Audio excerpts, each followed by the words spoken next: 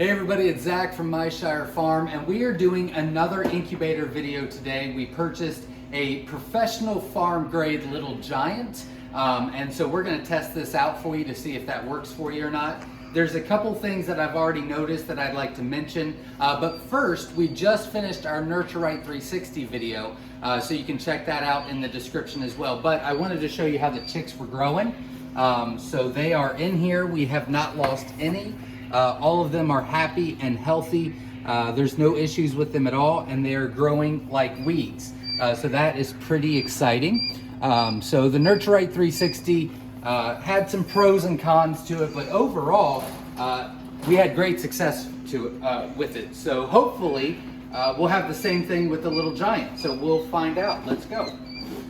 There is a couple things that I wanted to mention as far as price point goes, and a couple of questions I had when we did the last video that I'll mention as well. So there's the instructions.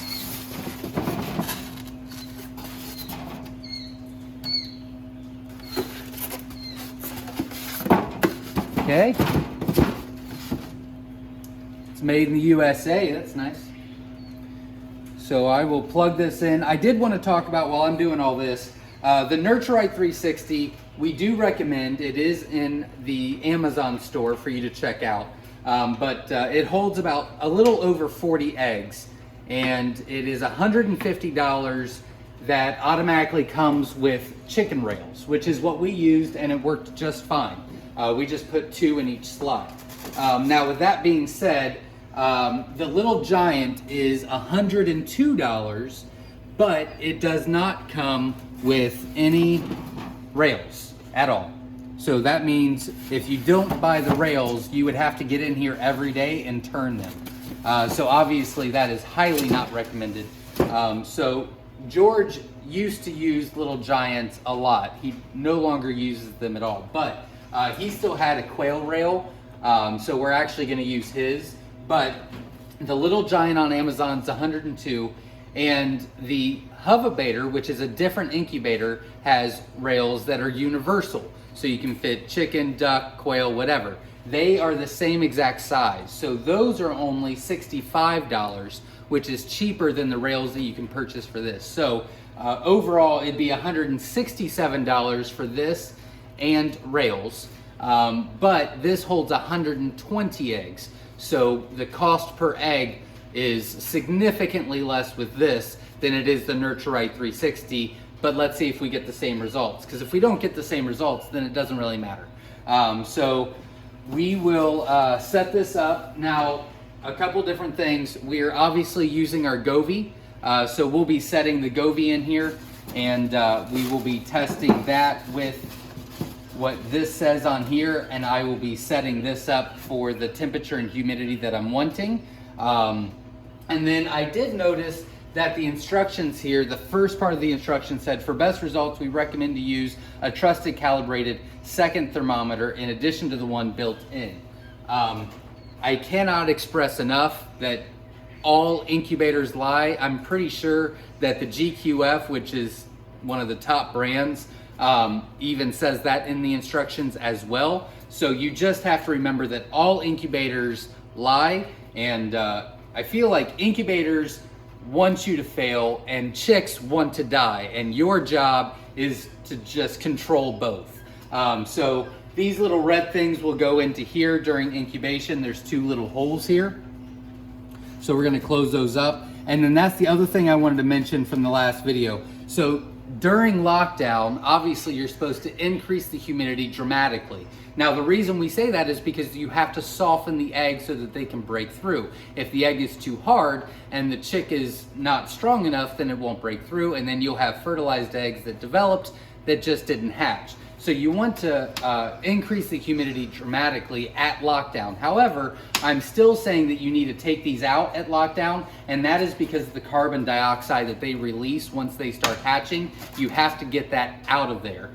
So that's why these need to come out. So it's kind of counterproductive. I'm saying open up the holes, but increase the humidity, but that's the reason why, and hopefully that makes sense. So we're going to set all this up. We're gonna test it, make sure it's reading correctly, and then we will set some eggs, so stay tuned. So George brought up a good point. I put the Govee in there and we've been testing it, but because the quail rails are going to go in there, the Govee is sitting a little too low, so it needs to be on top of this. So we're actually going to take the lid off quickly. I'm gonna take the Govee out. We're going to set the quail rails in there, and you can see if you have a little giant, there's a little notch in the back so that can go in there. And then we're gonna put the Govee right on top of that. Close this back up. There is a little notch right here, you know, just right there, but it's still not closing all the way, so that kind of concerns me a little bit. There's some things that are concerning, but maybe I'm just being a little paranoid. So anyways, we just wanted to let you know that when you test your incubator with a separate thermometer hygrometer, you want it to be where the eggs are going to be set. So that's why we put the rails in there. And another best practice, just so you know, is typically you want this to be running for about 48 hours before you put the eggs in. And typically you want to check throughout. So the Govee, you know, could sit in the middle for 12 hours and then on each side for a couple more hours to make sure that you have no cold spots or anything like that. But that's just a best practice as well, just so you know. But we will get back with you once we're ready to put the eggs in. Hey, all right, so we're back and we've got the quail rail in there. We've had the Govee in there. I've put it on all four corners for a while, put it right in the middle, and it's about 1/2 to 1 degree off depending on where it's at. So we've adjusted that correctly. A couple things, so we did the Nurture Right 360 video like I mentioned, but the temperature in this room is between 65 and 71 degrees. And then there was something else I wanted to say, but I don't remember. Oh, and the eggs that we're using are the exact same eggs that we use for the Nurture Right 360. Same cage, same male to female ratio, same age, all that jazz. So we will test this out. So I've got my solid flat top here. I'm gonna put this right on top of the flat top so that, again, if we put it on wire or something, the heating element's just gonna keep going. So hopefully this will contain that, and then we'll put them in. For a test, what we're gonna do is we're going to put a couple in each section. The eggs do fit pretty well in this quail rack, so that's nice.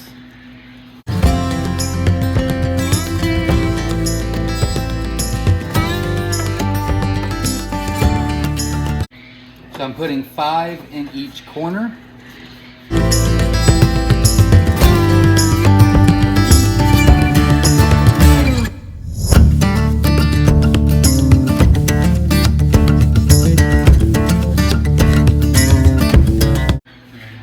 Close this up and we will let you know how it goes. As far as an actual test of an actual incubator, we're just trying to do this to get you just some common practices and let you know how one experiment goes. If we were actually researching this and trying to figure out about the actual incubator and the company itself, ideally we would have about 3 or 4 Nurture Right 360s. We would have 3 or 4 of these. We would be testing them all for at least 3 different hatches and things like that. So again, this is more of a general purpose, but hopefully we'll be able to get you some ideas on whether we recommend it. George did say that when we plug in this turner, which I will plug in now for the first 14 days, that the motor, and I don't know if you can see it in there. Yeah, if you can check. That motor in the back is going to release heat. So that is actually going to be a hot spot. So we'll keep an eye on that.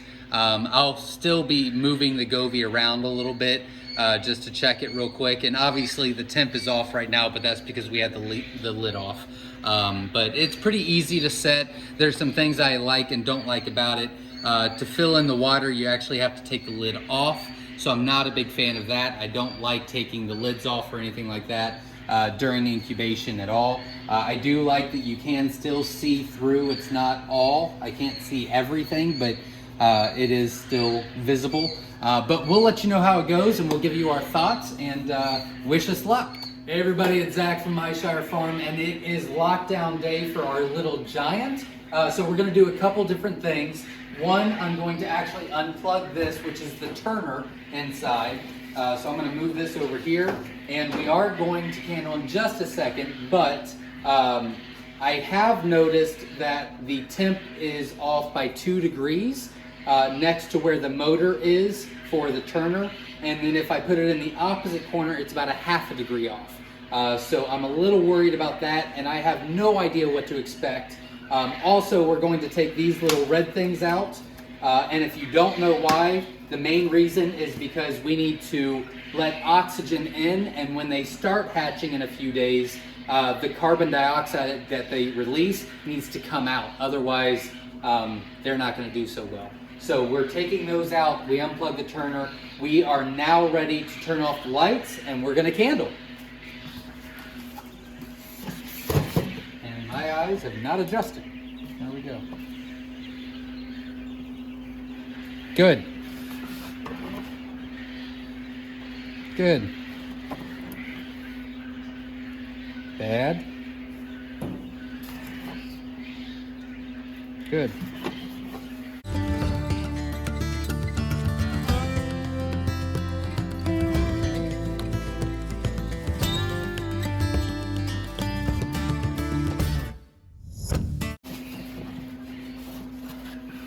All right, so we just got done finishing candling. I'm gonna put these back in. I'm going to try to keep these where they were inside the incubator. And we had 4 out of 30 that were not developing. The rest did, so that is pretty much an 87% hatch rate, which I'm pretty impressed about, pretty well. So we'll see if they hatch. So there's that. I'm going to take this, move this out of the way. I'm going to dump a crap ton of water in here.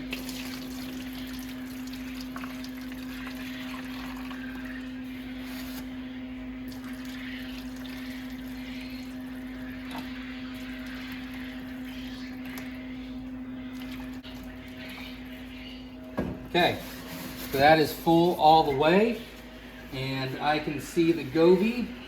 We will let that heat back up, but again, an 87% fertility rate. So far, so good, so we'll keep you posted, and we'll see at the beginning of next. So we're back. It is hatch day, so we're going to be moving these babies and finding out how they did. So we're going to move them into the Dale's Quails brooder like we did with the Nurture Right 360, but I've got to move these out first. So I was very impressed with the Dale's Quails brooder. We did not lose any. This is the hatch from the Nurture Right 360, just what, 3 weeks ago today.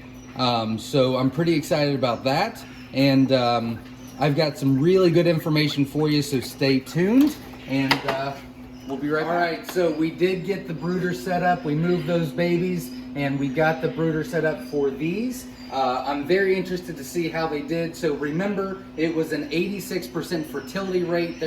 We put 30 eggs in, 26 were fertilized. But there's some things that I want to talk about, but let's see how the results go first. So again, I've got this solid surface here that I'm going to put the lid on, and then we'll get the babies out real quick.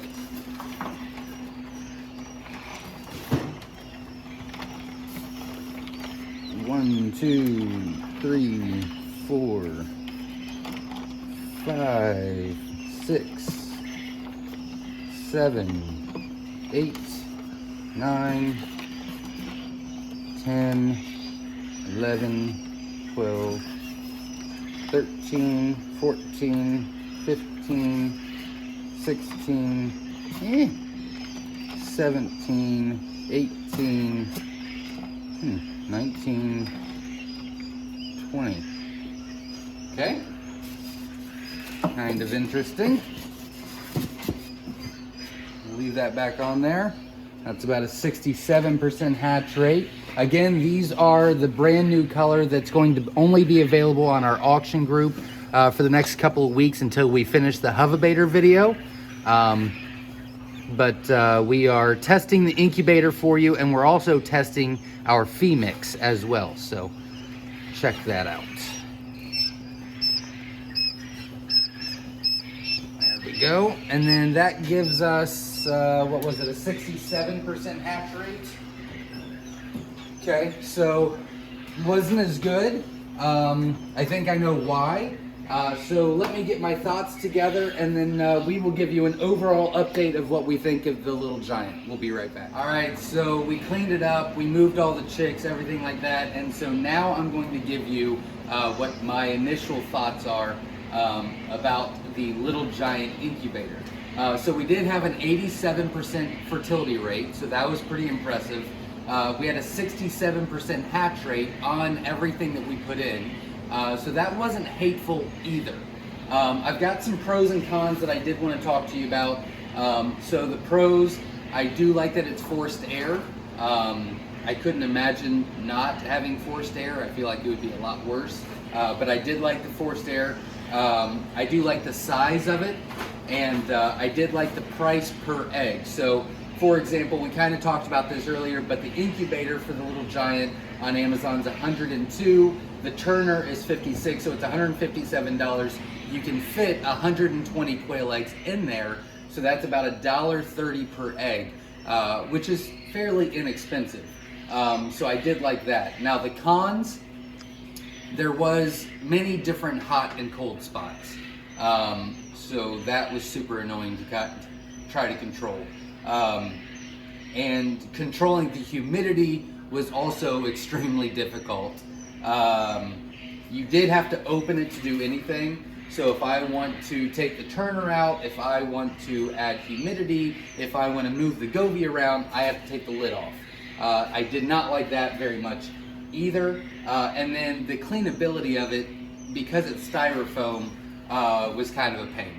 So those are the cons, those are the pros.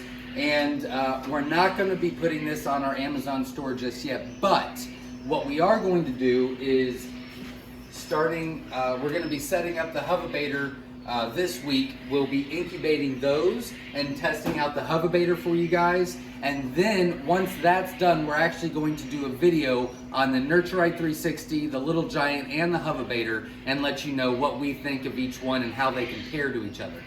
So I'm pretty excited about that as well. Hopefully you got some ideas and some tips and decided whether this would work for you or not.